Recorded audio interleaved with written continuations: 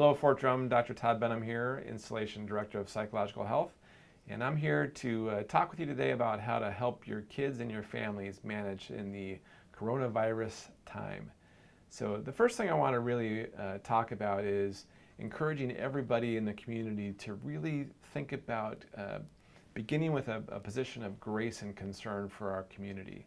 So if we can start with the expectation that we know maybe folks who have a little more anxiety about the coronavirus, and we also know that people who have changes in their routine or uncertainty in life can increase our irritability and frustration. If we understand that from the get-go, then when that happens, we might be able to better tolerate the person around us or next to us. We're all under increased stress, so let's give a little more patience and a little more care and concern for the folks around us. So that's the starting point I want us to have. And those of you that have maybe got your kids at home and they have been at school for the last few months and now they're home with you and you're trying to learn how to homeschool, it might be a little more tricky, right? But we can all adjust and work through this together. The first thing, once we have that foundation, is really ensuring that our kids and our families are safe. So we want to make sure that we are talking with our kids about the coronavirus at an age-appropriate level. It's good to have discussions with them, but we probably don't need to have a discussion with a 3-year-old necessarily about the coronavirus. And then we're going to increase the information we provide to kids as they become, elementary school up into high school age. Our level of conversation with them will be greater. We certainly want to make sure that our communication with our kids and our families is factual. So let's not reinforce things that we don't know for sure or reinforce myths. We want to make sure that when our kids bring us information, we fact check it with them, and when we give them information, we fact check it before we give it to them. I would encourage you to think about the news and the media outlets that your kids are watching, what they're listening to, what they're reading. Try to get a sense of that. Make sure they're not consuming their brains with coronavirus information. We want them to have a balanced approach. So recommend you sit down with your family and talk about it. Address and even hypothesize concerns that your kids might have about the coronavirus. As an example, you might say to your kids, hey, anybody have any questions about the coronavirus? They're probably going to say no. But you could say to them, well, perhaps you're wondering what would happen if you got ill. And then you can walk them through the process of getting ill. Obviously, we're going to take care of you. We're going to get you great medical care and make sure that you heal from that. Some kids might have concerns about maybe elderly relatives, grandparents, or aunts and uncles that might be at higher risk of a more serious illness. Again, it's important to talk with them about both the reality as we know it in terms of infection rates and level of severity of illness, but also to tell them that we are going to work through the process together, that we are going to take care of each other, and also use that to reinforce the importance of social distancing with your kids. When you're thinking about supporting your family, you also want to make sure that you're prepared but not catastrophic.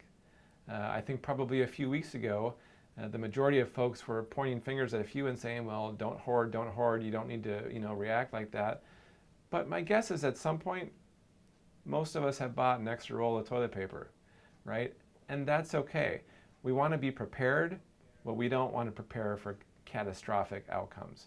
We're not really in that position. So make sure you have a couple of weeks of food and supplies on hand, and that's what you need. That's what your family needs to be taken care of and be assured. And we can still obviously go to the different stores and markets and get the things that we need to provide for our family. Maybe you don't have access to fresh chicken right away or toilet paper at the stores, but those shipments are coming in daily to pretty much every store in the community. It's really important for families and kids especially to maintain a routine.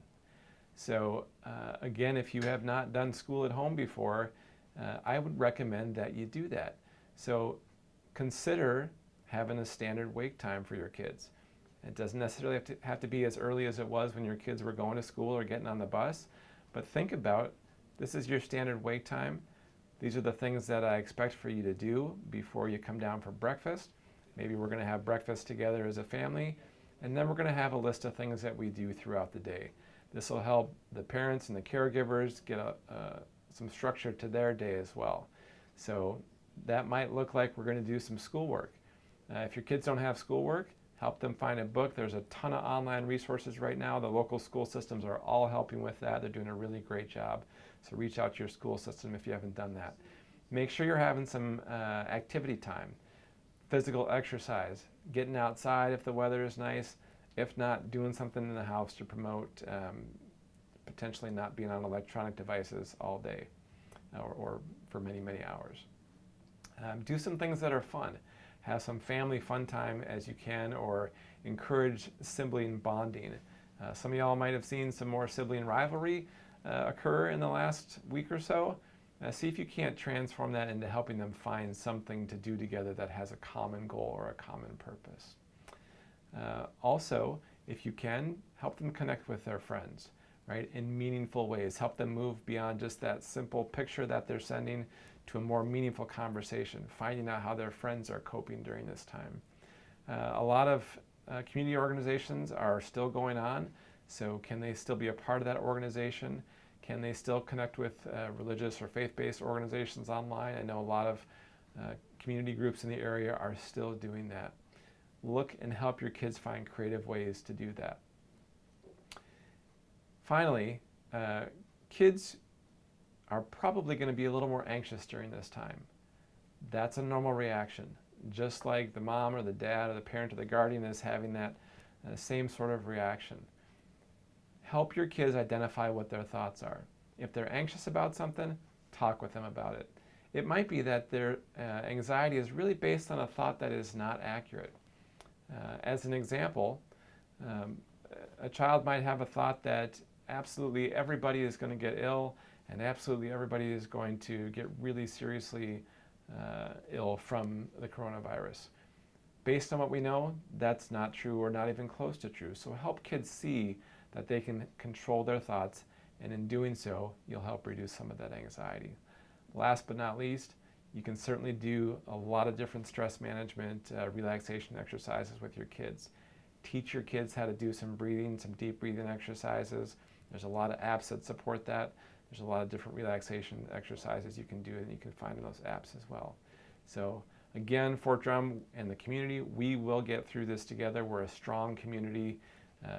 We will survive, and we survive by working together as a team and keeping the hope and the faith that we have. Thank you.